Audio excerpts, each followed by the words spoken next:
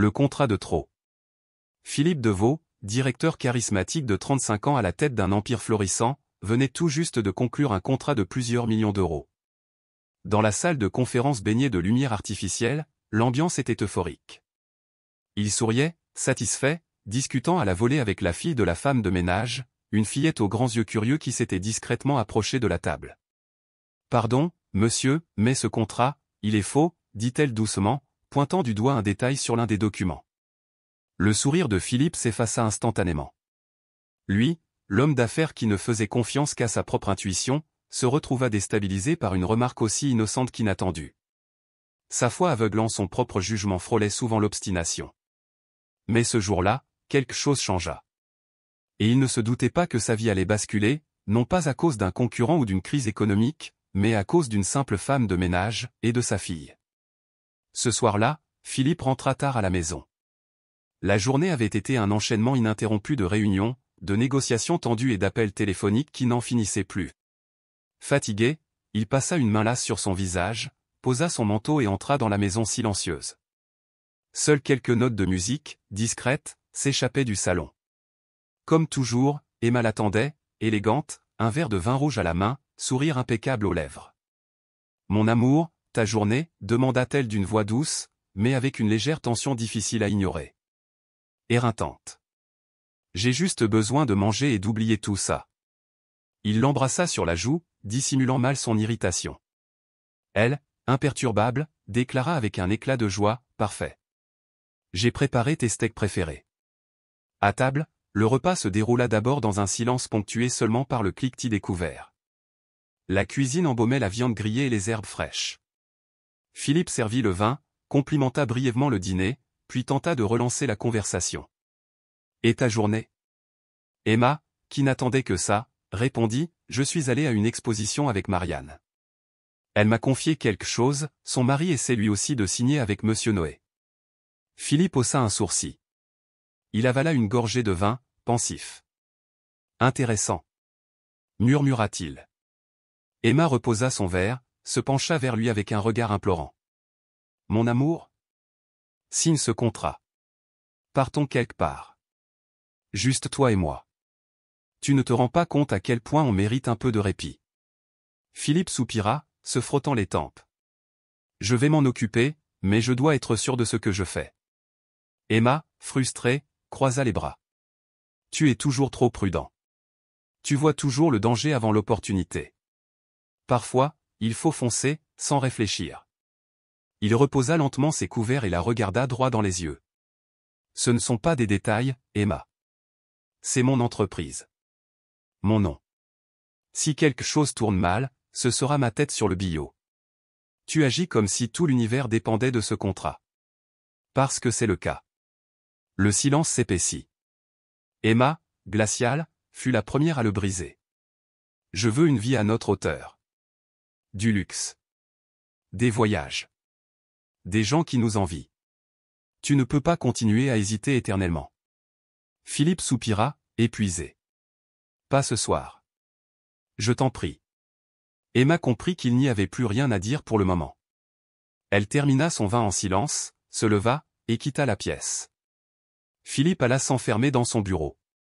Le seul endroit où il se sentait encore en contrôle. La pièce était sobre, décorée avec goût, éclairée seulement par la lampe de bureau.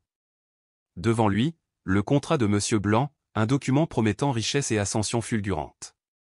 Trop beau pour être vrai. Il ajusta ses lunettes, se pencha sur le texte. Des chiffres séduisants, des clauses alléchantes. Et pourtant, un malaise persistant. Un léger coup à la porte le fit sursauter. « Je peux entrer ?» demanda Emma. Il se redressa, ravalant son soupir. Elle entra, toujours élégante, un autre verre de vin à la main. Elle s'assit devant lui, confiante. « Alors ? Tu l'as lu ? Tout est conforme, pas vrai ? » Il se pinça l'arête du nez. « Tout semble trop parfait. C'est justement ça qui m'inquiète. » Emma se renfrogna. « Philippe, tu ne vas pas recommencer ? Tout le monde rêve de ce genre d'opportunité. » Il garda le silence. Son mutisme fit monter la tension. « Bon sang, Philippe. Pourquoi compliques-tu toujours tout ? Il te suffit de signer. Tu m'as promis des vacances, de l'aventure, une vie hors du commun. Il leva lentement les yeux. Je ne signerai pas tant que je n'aurai pas la certitude que c'est la bonne décision. Elle se leva brutalement. Tu es insupportable. Tu aimes ça, hein? Me faire attendre, me frustrer, me garder sous tension. Ce n'est pas un jeu, Emma. Elle serra les dents. Très bien. Va chercher ta vérité. Elle tourna les talons et claqua la porte derrière elle. Le lendemain matin, la lumière dorée baignait la cuisine luxueuse du manoir. Emma, en peignoir de satin, tournait lentement son café, ses gestes mesurés, son regard fixé sur la porte. Philippe entra en bâillant. Il avait à peine dormi. « Bonjour mon cœur », dit-elle en souriant. « Bonjour. » Croissant chaud, jus d'orange pressé, confiture maison. Je t'ai chouchouté. Il s'installa, sans un mot. Emma savait qu'il était fatigué, mais elle n'attendit pas longtemps avant d'attaquer. « Tu te souviens de ce que tu m'as promis ?» Il acquiesça, mangeant sans enthousiasme. « Oui. D'ici la fin de la semaine, ce sera réglé. Tu peux réserver les billets. » Elle bondit de sa chaise, l'enlaça avec effusion. « Je t'aime tant. » Philippe répondit par un sourire fatigué. Il termina son petit déjeuner, embrassa sa femme et partit au travail. Dans son bureau, alors qu'il s'apprêtait à appeler Monsieur Noé, il remarqua une présence discrète. Une femme poussait silencieusement un chariot de nettoyage. Vêtue d'un peignoir gris, elle semblait vouloir se fondre dans les murs. « Vous avez déjà fini ?» demanda-t-il, surpris. Elle sursauta, le fixa brièvement, hocha la tête et sortit sans un mot. Il fronça les sourcils.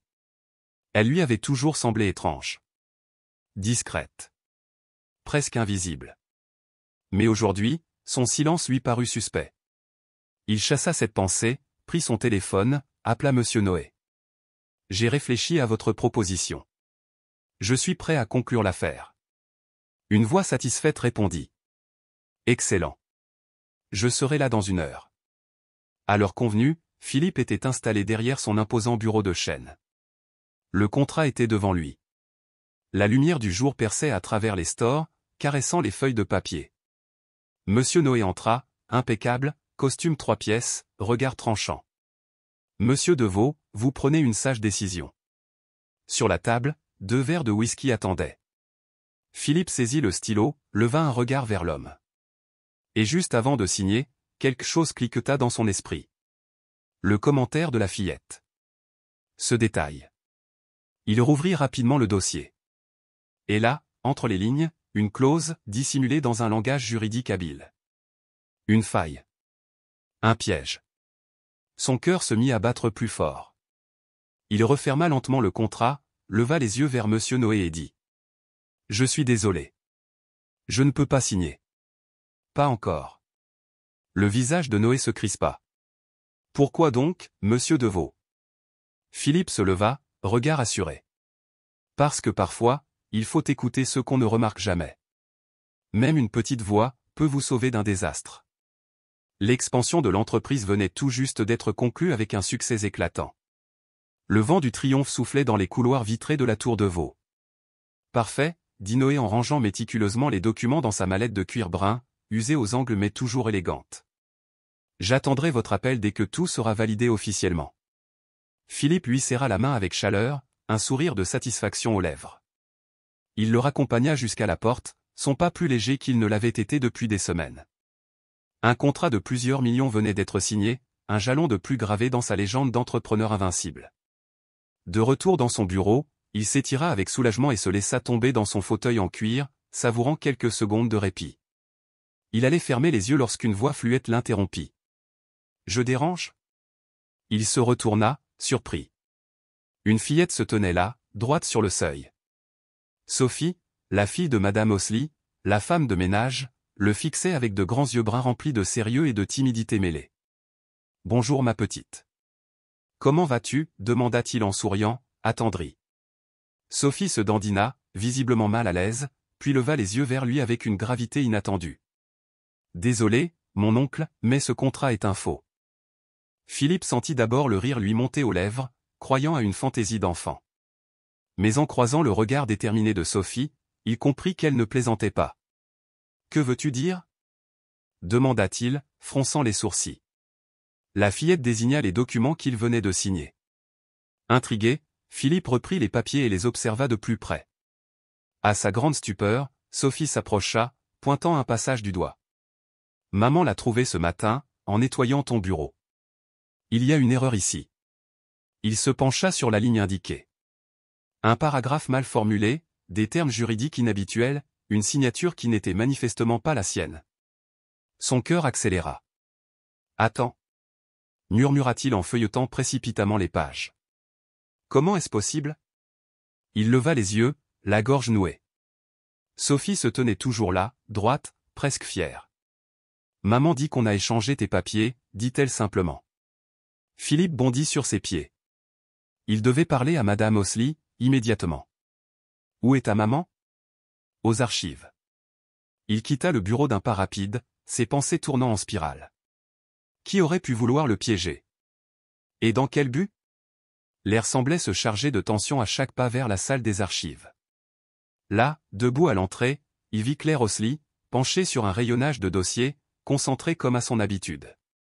Mais une lourdeur invisible planait autour d'elle.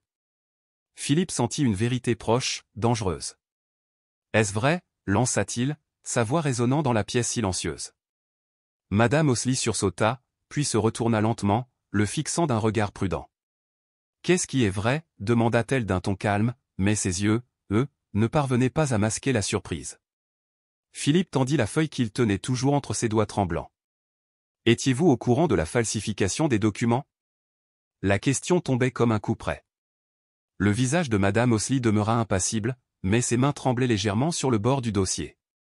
Elle garda un instant le silence, puis, d'une voix presque étouffée, elle murmura. « Ce matin, en nettoyant votre bureau, j'ai vu quelque chose qui ne collait pas. »« Pourquoi ne pas me l'avoir dit immédiatement » demanda Philippe, blessé, la colère affleurant. Elle baissa les yeux. Un long silence s'installa. Lorsqu'elle reprit enfin la parole, ce fut avec une retenue bouleversante. « Parce que j'ai eu peur. Monsieur Deveau, avant de devenir femme de ménage, j'étais avocate. » Philippe se figea, abasourdi. Le sol semblait se dérober sous ses pieds. « J'ai découvert, il y a des années, un scandale de corruption impliquant des personnes très puissantes. J'ai été menacé. J'ai dû disparaître, me cacher. Je n'ai plus jamais pu exercer. » Elle releva lentement les yeux vers lui. « J'ai vu quelque chose dans ces documents, qui ressemblait à ce que j'ai autrefois dénoncé. Alors j'ai eu peur. Pas pour moi. Pour Sophie. » Philippe recula d'un pas, troublé, essayant de faire le lien entre tout ce qu'il venait d'apprendre. « Vous pensez que quelqu'un essaie de me piéger ?» Elle hocha la tête. « C'est plus qu'une erreur. C'est une mise en scène. Et je ne sais pas qui en est à l'origine. Quelqu'un dans l'entreprise. Un associé ? Le sous-directeur ? » Elle détourna le regard, comme si le nom était sur le bout de sa langue, mais trop brûlant pour être prononcé. « Je ne sais pas » répéta-t-elle, la voix rauque, presque brisée. « Mais si vous cherchez la vérité, préparez-vous. Elle peut être dangereuse. » Philippe la regarda longuement. Elle venait de lui offrir un début de réponse, mais aussi une peur nouvelle. « Merci » murmura-t-il, avant de quitter la salle. Il s'arrêta sur le seuil, jetant un dernier regard vers elle. Son visage était à moitié dissimulé dans l'ombre, mais il comprit alors qu'elle ne se battait pas pour elle-même. Elle avait peur pour sa fille. Dans son bureau, Philippe s'assit lourdement. Ses mains tremblaient.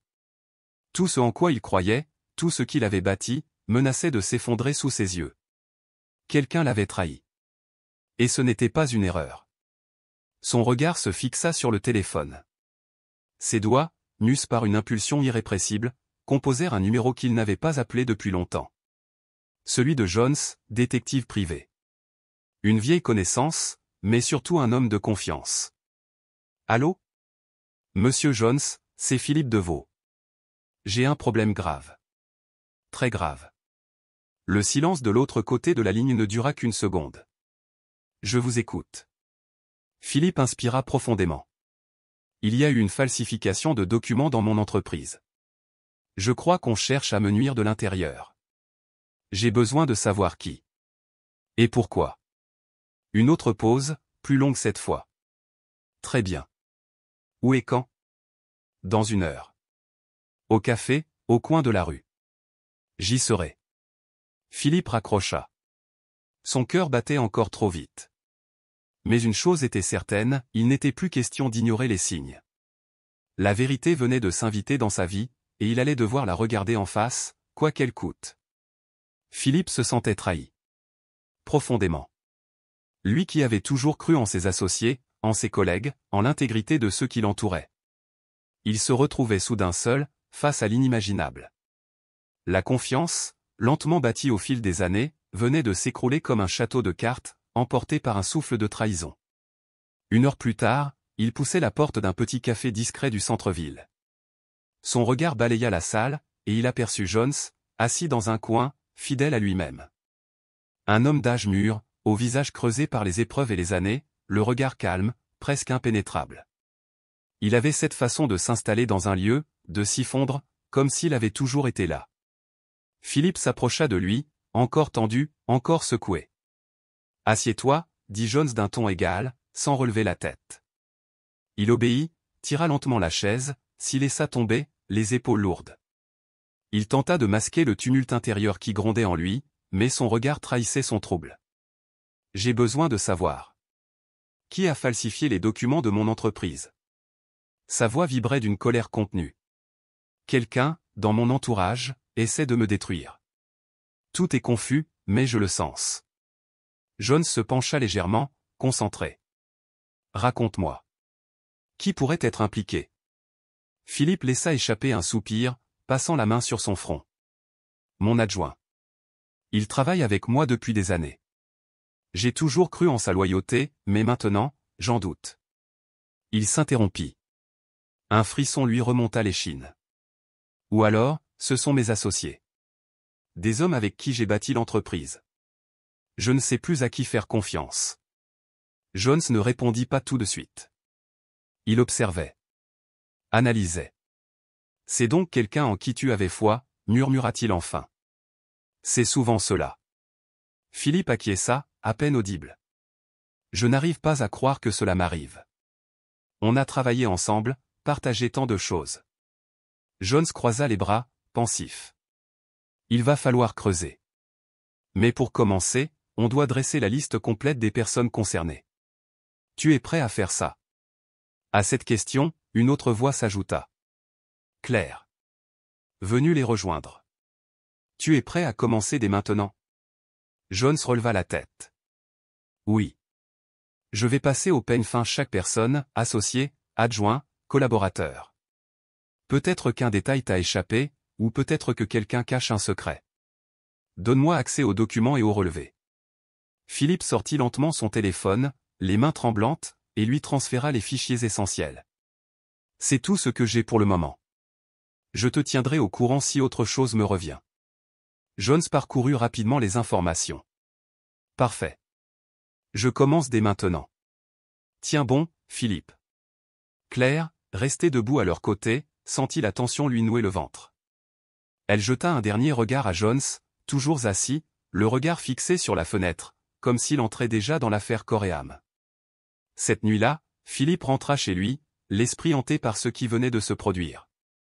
Ce n'était pas seulement son entreprise qui vacillait, c'était sa vie tout entière. Chaque minute semblait alimenter son angoisse. Les trahisons se chevauchaient. Les visages qu'il aimait devenaient suspects. En passant devant le café familial, son regard fut attiré par les lumières à l'intérieur. Il ralentit instinctivement. Une silhouette.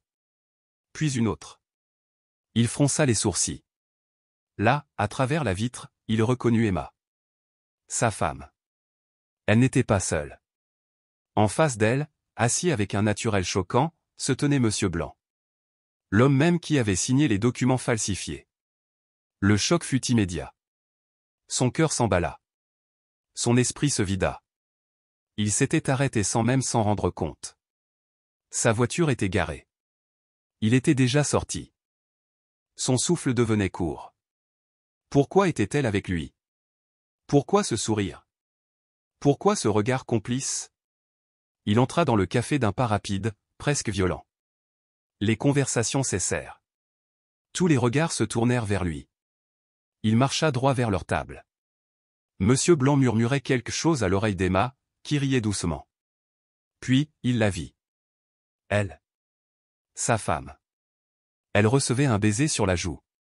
De cet homme. Un éclair foudroyant le traversa. Qu'est-ce que c'est que ce bordel, rugit-il en agrippant le col de Monsieur Blanc et en le tirant vers lui avec rage. Emma bondit, le visage figé. Philippe, tu fais erreur, tenta-t-elle de dire. Mais sa voix n'avait plus rien de doux. Elle était ferme. Fendue. Sérieusement? Tu veux que je croie que tout ça n'a aucun sens? Tu veux que je t'excuse? Sa voix claquait dans la pièce. Emma baissa les yeux un instant, puis releva le menton, le visage fermé. Tout est à cause de lui. C'est lui qui m'a poussé à te convaincre de signer ce contrat. Philippe serra les dents. Sa main crispée sur le col de Blanc. Tu ne m'as jamais dit que tu voulais une part de la société. Tu ne m'as jamais dit que tu en avais assez de vivre dans mon ombre. Monsieur Blanc, imperturbable, eut un rictus. Elle pensait que sa part était méritée. Tu n'as rien vu venir, Philippe. Emma soupira. Tu ne comprends pas. J'ai fait ça pour nous. Pour te sauver. Mais ces mots glissaient sur Philippe comme un poison. Il n'y croyait pas. Il se tourna vers Blanc, hors de lui. Tu n'avais rien à y gagner? Tu voulais ma société, ma femme, ma chute? Blanc haussa les épaules, le regard glacé. Tu as tout compris. Et maintenant, il ne te reste plus qu'à l'accepter. Elle m'appartient. Emma, tremblante, se leva, attrapa son verre de vin et le lança au visage de Monsieur Blanc avec fureur. Puis, sans un mot pour Philippe, elle tourna les talons et sortit, la tête haute, sans une once de remords. Philippe resta figé. Anéanti. Il aurait voulu hurler. Tout brisé. Mais seul le silence régnait. Il n'avait plus que l'amertume. Il comprit alors que ce n'était ni un concurrent ni un inconnu qui avait détruit son monde. C'était ceux qu'il aimait. Mais il n'était pas homme à sombrer. Pas sans se battre. Il pensa à Madame Loy. L'ancienne avocate. La seule personne qu'il savait incorruptible. Il prit son téléphone. Les mains tremblaient. Il composa le numéro. Allô, fit une voix calme à l'autre bout. Madame Loy, j'ai besoin de votre aide. Un silence. Puis sa réponse, simple mais solide. Très bien. Je t'écoute. Et Philippe, d'une voix brisée, raconta tout. La trahison. Le mensonge. Le nom de Blanc. L'implication d'Emma. C'est grave, conclut Madame Loy. Mais tu dois te battre. Tu dois prouver ton innocence. Défendre ce que tu as construit. Et surtout, ne plus rien laisser passer. Philippe hocha la tête, seul dans ce café vidé de sens. Je suis prêt. Dites-moi ce que je dois faire. Philippe se tenait droit, le regard fixé sur le vide. Il savait que le moindre faux pas pouvait tout faire basculer. Avant même d'envisager une quelconque action en justice, il devait comprendre l'ampleur de ce à quoi il était confronté. Je comprends, murmura-t-il après un long silence. Mais je ne sais pas par où commencer. Toute ma vie est en jeu. Je n'arrive pas à croire que ma femme et son amant aient tout planifié. Madame Loy lui lança un regard compatissant, mais ferme. Ne te précipite pas. Dans ce genre de situation, l'erreur serait de foncer tête baissée. Tu n'as peut-être pas encore tous les éléments. Parfois, on est tellement pris dans la tourmente qu'on ne voit plus les signes. Philippe resta pensif. Elle avait raison. Peut-être s'était-il trop focalisé sur les apparences, négligeant les indices plus subtils, dissimulés dans l'ombre de son quotidien. Je sais que ce n'est pas facile, ajouta-t-elle doucement. Mais si tu veux qu'on avance ensemble, il va falloir tout documenter. Je vais établir un plan d'action. On commencera par rassembler tous les papiers disponibles, puis nous analyserons chaque détail. Ensuite, il faudra identifier les personnes potentiellement impliquées, et enfin, travailler sur ton image. Ce n'est pas seulement ton entreprise qu'il faut défendre, c'est aussi ta réputation. Les mots de Madame Loy, empreints de rigueur et de maîtrise, commencèrent à apaiser la tempête intérieure de Philippe. Son calme, sa méthodologie, étaient comme un ancrage dans le chaos. Je vais commencer à rassembler les documents dès maintenant, déclara-t-il, décidé. Quand pouvons-nous nous revoir? Dans 2 heures. Je t'enverrai l'adresse. Nous commencerons par une analyse approfondie. Je dresserai une liste de tout ce qu'il faudra vérifier. Merci, dit-il, la voix chargée d'émotion. Je serai là. Quelques jours plus tard, Philippe était assis dans le petit appartement chaleureux de Madame Loy. Il travaillait sans relâche, décortiquant chaque document, chaque témoignage, chaque signature douteuse. La tension était palpable, et parfois, leurs recherches les poussaient à frôler les limites de la légalité. Mais le temps leur était compté. Philippe avait la sensation que tout ce qu'il avait construit s'effondrait autour de lui. Son entreprise, sa stabilité, sa propre identité.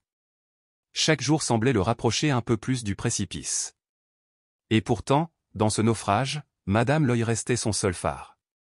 Sa concentration, sa précision, sa froide détermination. Elle était devenue la clé de sa survie. « Il nous faut des documents supplémentaires », déclara-t-elle en parcourant des yeux les feuilles étalées devant elle. « Ce contrat signé par ton assistante. Je suis persuadé que ce n'est que la surface du problème. » Oui. Je suis d'accord, répondit Philippe en se frottant la nuque, visiblement épuisé. Il nota qu'elle se massait le front, les traits tirés. « Ça va » demanda-t-il. « Juste un peu fatigué » répondit-elle, mais sa voix trahissait une tension profonde. Il n'insista pas, mais l'inquiétude s'insinua en lui comme un poison discret. Soudain, le téléphone vibra sur la table. L'écran affichait « Numéro inconnu ». Madame Loy pâlit aussitôt. Philippe comprit sans qu'un mot ne soit prononcé, cet appel, elle le redoutait. Elle prit une grande inspiration avant de décrocher. « Tu ne sais toujours pas à qui tu t'en es prise », lança une voix grave et menaçante à l'autre bout du fil. « On va te le rappeler. Tu crois qu'on ne te retrouverait pas? On sait que tu creuses. Arrête-toi maintenant, ou tu comprendras comment tout cela finit. » Madame Loy ferma les yeux, blême. Elle raccrocha lentement, ses doigts tremblants, comme si le combiné lui brûlait les mains. « Qui c'était » demanda Philippe d'une voix tendue. Elle ne répondit pas tout de suite. Figée, le regard perdu, elle semblait ailleurs, prise dans une lutte intérieure. Puis, dans un souffle presque imperceptible, elle laissa échapper. « C'était eux. Ils me menacent encore. » Philippe s'approcha d'elle, posa une main rassurante sur son épaule. Elle tressaillit légèrement mais ne se dégagea pas. Son corps tendu trahissait la peur qu'elle s'efforçait de contenir. « J'ai peur pour Sophie. » murmura-t-elle. « Je ne peux pas la protéger seule. » Philippe comprit qu'il ne s'agissait plus seulement de documents et de stratégie. C'était une guerre souterraine, dangereuse et réelle. Nous la protégerons. Elle n'est pas seule. Je vous aiderai. Elle le regarda, les yeux humides, remplis de cette reconnaissance muette que l'on n'accorde qu'à ceux qui tendent la main dans l'obscurité. Pour elle, sa fille était tout. Et cette menace, cette ombre planante, risquait de tout lui arracher. « Tu es sûre d'y arriver » demanda-t-elle, vacillante, mais pleine d'un espoir fragile. « Je ferai tout ce qui est en mon pouvoir pour vous défendre. On va découvrir qui se cache derrière tout ça, et on les arrêtera. Ils ne s'en sortiront pas. » Elle hocha la tête, mais son regard restait inquiet. Philippe devinait en elle cette peur sourde qui ne dit pas son nom, le pressentiment que leur combat ne ferait que commencer. « Merci » souffla-t-elle. « Mais il va falloir être très prudent. Un faux pas, et c'est fini. »« Je sais » répondit-il. Et dans sa voix, une détermination nouvelle. Il sortit son téléphone. Ses mains tremblaient légèrement. Une seule personne lui vint à l'esprit, Damien. Son ami d'enfance, devenu policier. Un homme de confiance. Il but une gorgée d'eau pour calmer la boule dans sa gorge, puis composa le numéro. « Damien, j'ai besoin de ton aide, » dit-il, aussi posément que possible, bien que sa voix trahissait l'urgence. Au bout du fil, Damien resta fidèle à lui-même, réservé, mais attentif. « Tu t'es encore mis dans de beaux draps, » lança-t-il, mi-sérieux, mi-ironique. « Je t'envoie l'adresse. Tu comprendras tout en venant. » Il raccrocha sans ajouter un mot de plus. Tout était déjà trop compliqué. 1 heure plus tard, Damien frappait à la porte de l'appartement. Claire l'œil ouvrit. Les 2 hommes échangèrent un regard lourd de sous-entendu. « Alors, qu'est-ce que tu as encore déclenché » lança Damien en retirant son manteau. Rien qui puisse s'expliquer en 2 phrases, répondit Philippe avec un soupir. Ils s'installèrent. Le policier écouta sans l'interrompre. L'expérience avait forgé en lui une patience précieuse. Philippe raconta tout, la trahison, les faux documents, les menaces, les soupçons d'un réseau criminel.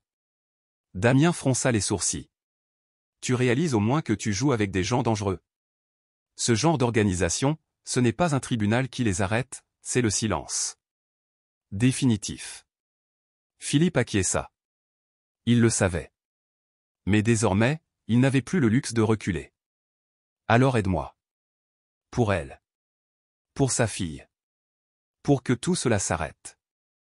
Damien le fixa intensément, puis hocha la tête. Très bien. Mais à partir de maintenant, chaque pas devra être calculé. Et dans ce silence grave qui suivit, tous comprirent qu'il n'y aurait pas de retour possible. Avec le feu, toujours le feu, grogna Damien, visiblement agacé. C'est toujours la même histoire, tu veux des réponses, tu creuses, et voilà où ça te mène. Madame Loy, assise près de la fenêtre, observait la scène en silence. Ses yeux étaient fixés sur l'extérieur, mais son esprit flottait entre peur et résignation. Elle soupira profondément, puis se leva lentement pour s'approcher de la table. L'atmosphère dans la pièce était devenue lourde, étouffante. Philippe le ressentait dans chaque fibre de son corps. Je me suis mise dans une sale affaire, murmura-t-elle en s'asseyant, sa voix presque inaudible. S'il découvre que je cherche à le démasquer, il ne se contentera pas de me menacer. Il détruira tout ce qui m'est cher. Damien siffla entre ses dents. Il détestait se mêler d'histoires aussi troubles. Mais Philippe était un ami de longue date, presque un frère. C'était pour lui qu'il était là, malgré les risques. Et j'ai peur pour ma fille, Sophie. Elle est en danger, sanglota-t-elle, la voix brisée, les yeux embués de larmes. Le silence s'installa un instant, pesant. Puis Damien se redressa, le regard déterminé. Elle vivra chez moi, déclara-t-il d'un ton ferme. Je m'occuperai d'elle. Elle ne risque rien tant que je suis là. Madame Loy leva les yeux vers lui, remplie de gratitude, mais aussi de crainte. Elle ne pouvait s'autoriser aucun relâchement. Pas tant que sa fille serait exposée à une telle menace. Tu es sûr que ce n'est pas trop risqué, demanda Philippe, inquiet à l'idée de mettre son ami en danger. Ne t'inquiète pas. Ce n'est pas la première fois que je reçois des menaces. Mais là, il faut agir vite. Si on attend trop, il sera trop tard. Madame Loy hocha la tête, incapable de trouver les mots. Elle avait toujours évité les situations extrêmes, se tenant loin du chaos, jusqu'à aujourd'hui. Le destin, cruel et sans appel, l'avait rattrapée. Et maintenant, elle n'avait plus le luxe du choix. Merci, Damien, murmura-t-elle, la voix tremblante. Ne t'en fais pas, répondit-il en se levant. Je l'emmène. Vous serez en sécurité. Une fois Damien parti avec Sophie, Madame Loy s'effondra sur le canapé, ferma les yeux et tenta de calmer son cœur affolé. Mais ses pensées tourbillonnaient, noires et menaçantes. Et si les hommes qu'elle fuyait depuis des années savaient déjà? Et s'ils étaient plus proches qu'elle ne le croyait? Claire s'assit à côté d'elle. Ses mains reposaient lourdement sur ses genoux. Il sentait la tension dans l'air, palpable, presque visible. Ne t'en fais pas, Camille. Tout ira bien, dit-il doucement, posant une main rassurante sur son épaule. Elle serra sa main comme une bouée de sauvetage, puis essuya d'un geste les larmes qui coulaient déjà. Pourquoi ai-je mis les pieds là-dedans? Soupira-t-elle. Parce que ceux qui te menacent sont aussi mêlés à mon affaire, répondit Philippe. Et parce que maintenant, nous devons trouver des réponses. Rapidement. J'ai peur qu'on fasse du mal à ma fille. Philippe vit sa détresse se transformer en désespoir. Et lui, dans son regard, promit quelque chose qu'il n'était pas certain de pouvoir tenir. Nous la protégerons. Tu n'es pas seul. Je vais t'aider, jusqu'au bout. Une étincelle d'espoir se ralluma dans les yeux fatigués de Camille. Philippe savait que rien ne serait simple, que chaque pas serait un combat. Mais il était prêt. Ils étaient tous deux pris dans ce tourbillon, et il n'y avait plus de retour en arrière. Le matin suivant, gris et glacial, Claire était assise dans son bureau, perdue dans ses pensées. La fenêtre lui renvoyait un reflet flou, comme son esprit.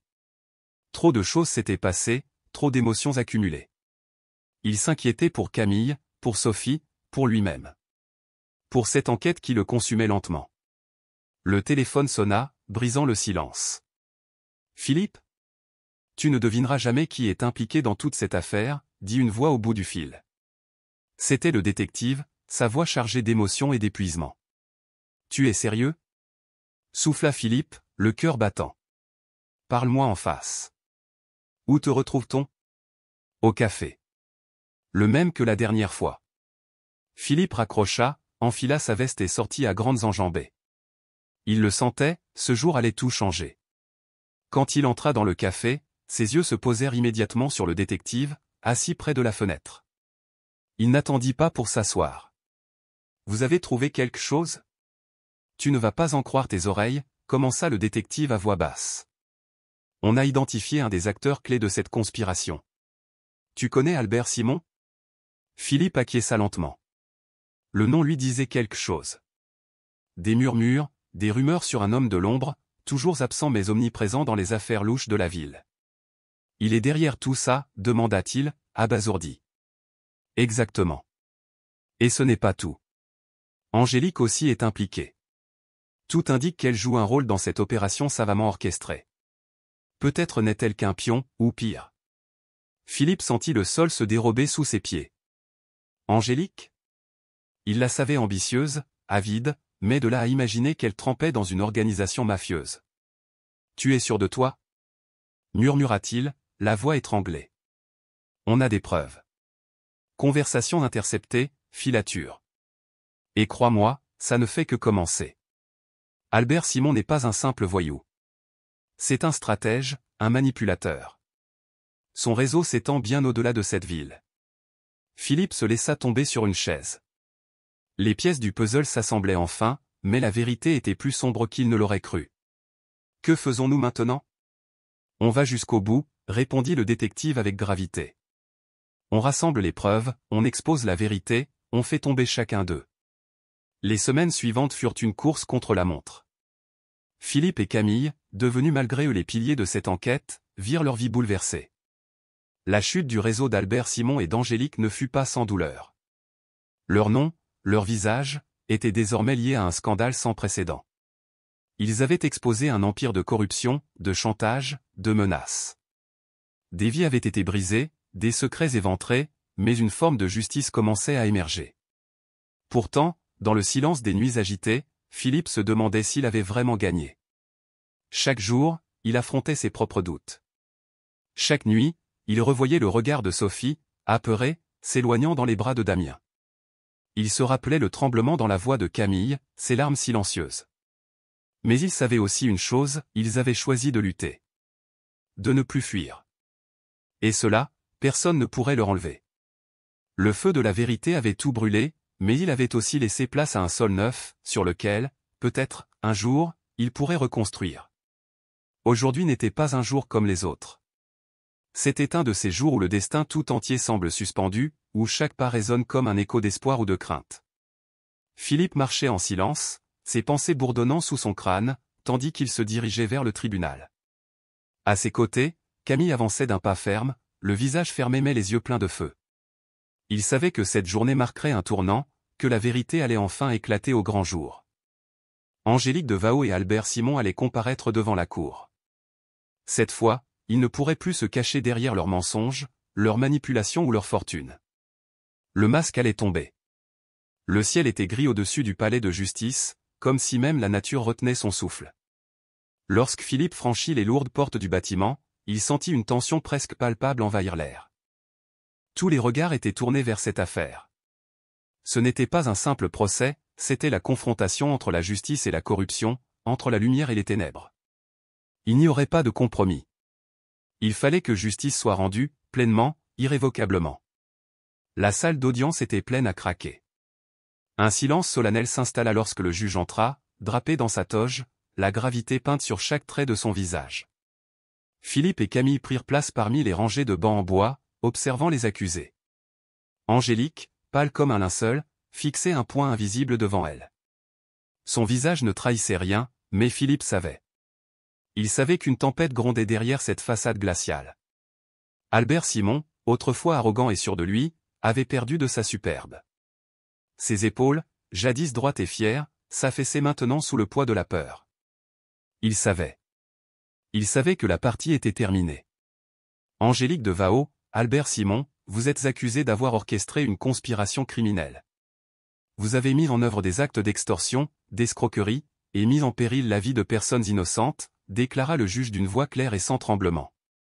Chaque mot tombait comme un coup près. Claire, assise dans un coin de la salle, sentit son souffle se raccourcir. Depuis des mois, elle avait porté ce combat en elle, en silence, jusqu'à ce jour. Chaque phrase du juge résonnait dans son cœur comme une délivrance. Enfin, la vérité s'imposait. Lorsque ce fut au tour de la défense de prendre la parole, l'avocat d'Angélique tenta, maladroitement, de brosser le portrait d'une femme victime des circonstances, d'une âme perdue plus que perverse. Mais les faits parlaient d'eux-mêmes. Les preuves étaient là, accablantes, froides, irréfutables. Camille, impassible, fixait Angélique sans ciller, son regard chargé de tout le mépris du monde. Elle ne prononça pas un mot, mais tout en elle criait « Tu ne m'auras plus ». Philippe, de son côté, serrait les poings. Il sentait que le moment approchait. Le juge pesait les arguments, scrutait les visages. Puis, après quelques heures, il annonça enfin sa décision, d'une voix grave et solennelle. Étant donné la gravité des faits reprochés, les conséquences désastreuses qu'ont eu les actes des accusés sur la vie d'innocents, et leur totale absence de remords, le tribunal condamne M. Albert Simon, Mme Angélique de Vao, ainsi qu'Emma Castel, à 10 années de réclusion. Un silence sacré s'abattit sur la salle. Personne n'osait bouger. Puis un souffle de soulagement traversa l'assemblée. Camille porta lentement une main à ses yeux pour en essuyer les larmes qui coulaient sans retenue. Philippe, la gorge nouée, sentait une immense vague d'émotion l'envahir. Il se tourna vers elle, et d'une voix à peine audible, murmura. « On y est arrivé. » Elle hocha la tête, incapable de parler. Puis, dans un souffle, elle répondit. « C'est grâce à toi. Si Sophie ne t'avait pas parlé de cette erreur. Tu m'as aidé à me libérer de tout ça. Non Camille, c'est toi qui m'as montré le courage. Tu es libre maintenant. Tu n'as plus besoin de te cacher. » L'audience touchait à sa fin. Tous se levèrent, les murmures reprenaient dans la salle. Philippe et Camille quittèrent ensemble le tribunal, le cœur allégé d'un poids qu'ils avaient porté bien trop longtemps. Alors qu'ils franchissaient les marches de pierre menant à l'extérieur, une voix enfantine retentit derrière eux. « Maman! On n'aura plus besoin de se cacher ?» C'était Sophie, la fille de Camille, qui courait à toute vitesse vers elle. Elle se jeta dans les bras de sa mère et l'étreignit de toutes ses forces. Camille se pencha vers elle, l'embrassa tendrement sur le front, et en la regardant droit dans les yeux, dit d'une voix pleine d'assurance et de douceur. « Tout ira bien maintenant, ma chérie. » C'était la promesse d'une vie nouvelle. Une vie sans peur, sans ombre, sans fuite. Une vie où elle pourrait marcher la tête haute. « Je suis si fière de toi, maman, » murmura Sophie en posant sa tête sur l'épaule de sa mère. Camille ferma les yeux, retenant ses larmes. Elle tenait dans ses bras tout ce qui comptait au monde. Philippe, ému, observait la scène de quelques pas en retrait. Il sentit son cœur se serrer devant ce tableau si simple et pourtant si bouleversant. « Tu es incroyable, Camille, » dit-il doucement, presque avec admiration. « Jamais je n'aurais imaginé qu'une femme aussi forte, aussi brillante, travaillait dans mon bureau. Tu m'as sauvé la mise, tu sais ?» Elle éclata d'un rire sincère, pour la première fois depuis bien longtemps. « Non Philippe. Tu m'as aidé tout autant. Sandro et moi, on peut enfin respirer. Je vais pouvoir reprendre ma vie, reprendre mon métier, sans cette peur de voir tout s'écrouler. » Philippe sourit, un éclat d'humour dans le regard. « Tu sais, j'ai un poste à pourvoir dans mon cabinet. Un avocat. » Elle le fixa, interloquée. « Tu es en train de me proposer un travail ? Eh bien. Tu as prouvé que tu plaides aussi bien que tu nettoies les sols, » répondit-il avec un clin d'œil taquin. Camille rit de bon cœur, puis, posant une main sur son bras. « J'accepte.